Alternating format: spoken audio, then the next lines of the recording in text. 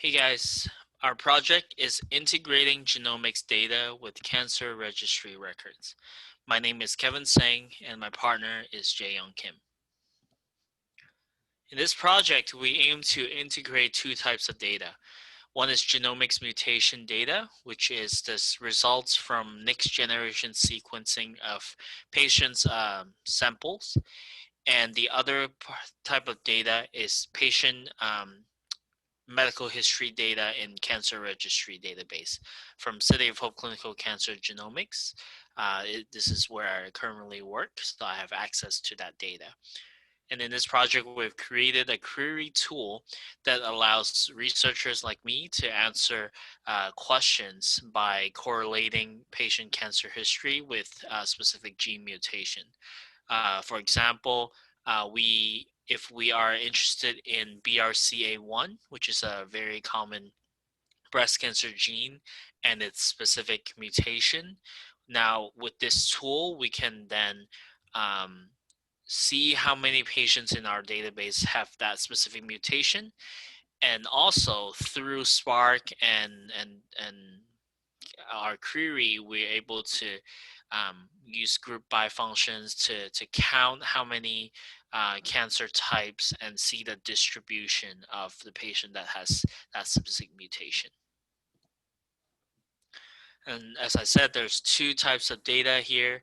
Cancer registry data, we have about 28,000 patients, and these is in CSV files, and we have the identified patient ID, cancer diagnosis and age, and some breast cancer hormone receptor status. As for genomics mutation data, it's pretty much just 10 Excel spreadsheets, which has actually over 1 million rows of data because it's an all output of the variance of the results in the next generation sequencing experiment. Some of the important columns that we can pull from that data set is protein variant, transcript variant, classification, and gene. And now the key connection for these two data set is through a unique identifier called lab UPN, which is how our lab identifies patients. And in the cancer registry data, it has its own column, and in the Excel sheets of the genomics mutation, it is embedded in the column name. With working with these data, as we were processing them, we have decided that we want to split the two types of data into three tables. And these are mutation information data, patient registry, and patient mutation data. For mutation information, it is not dependent on the patient itself. It's only the mutation information. So that way, by separating that out of all the other patient-related characteristics, then we can reduce the redundancy. And also, we see that the Excel spreadsheet is the data is actually very sparse, and so by using that, then we actually reduce the sparsity and make the whole data set a lot more dense.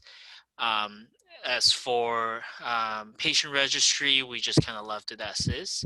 And so for these two types, we convert it into JSON files and upload to MongoDB. At the other half of the genomics mutation data, we made this patient mutation data.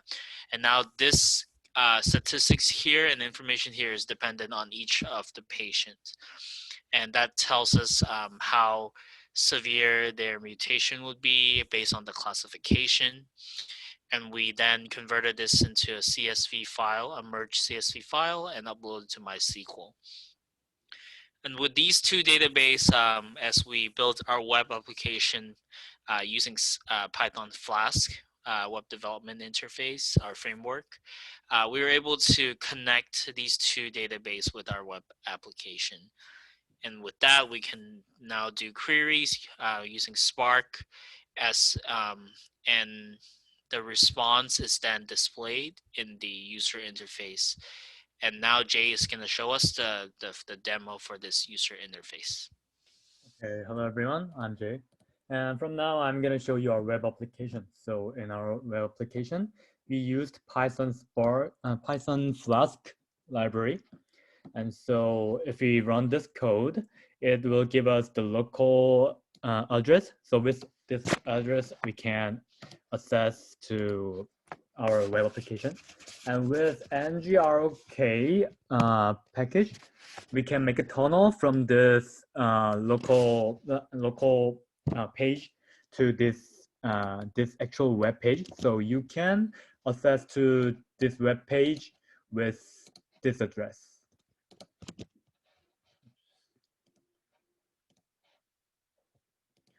So,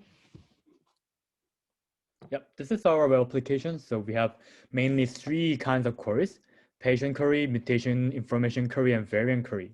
Yeah, I will start from patient query, and the input is lab UPN, which is the patient. It's a kind of patient ID. So when we query with this, we are going to get the list of mutations and the cancer history of this patient. So, and it takes a little bit time because we have a huge amount of data. So let's wait a second.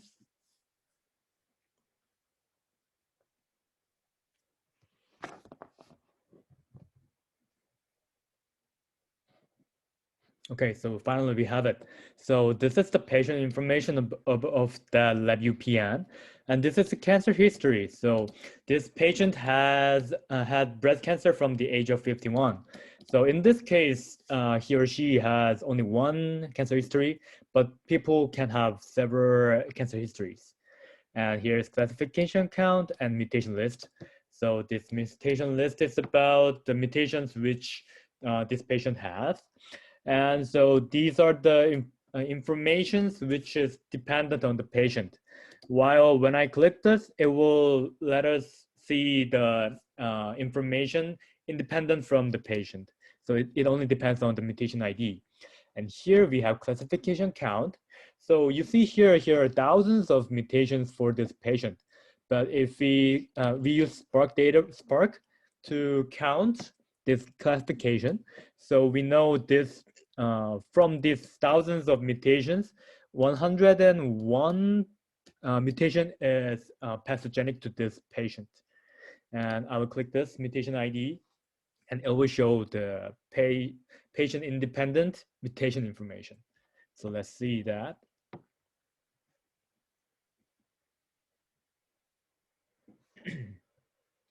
Okay, we have it. So this is patient independent informations. So here's gene region, symbol, position, this kind of things, and transcript ID and transcript variant. And these are sometimes multiple. So we have to see this. Okay, so let's go back to the front page. And with this mutation ID, we can also make the query. And if we click this with this mutation ID, it will show the mutation information similar to what I just showed you. So let's briefly see this. And okay, yeah, this is similar to what I just showed you. And finally, we have variant query. This is the highlight of our project. So we can query with these 4 slots. So protein variant, transcript ID, transcript variant, and gene. So we can fill all these 4 or just fill in some of them. Yeah, so I'm gonna show you a query with these 3. So I'm querying with the protein variant, transcript ID, and gene. And just for additional information, protein variant, transcript variant are, if you can think of it as addresses of maybe a house, just as gene could be like maybe the country or the city. The transcript variant shows the address of this specific mutation within the gene. And so using these 3, we can then find a specific mutation. Okay, thank you, Kevin. And so in this page, we have this query information and the number. So these numbers means the number of mutations, which includes these information, and the number of patients who have these informations. So, and then we have classification count, and it is similar to what I showed you in patient query. And this is the mutation he or she has. And here's the cancer type count. So it shows the number of cancer types of the patient or mutation, which includes these information. So we have 4 breast cancer, 1 thyroid cancer, and 1 uterine cancer. So it shows the distribution of the type of the cancer type of the patients.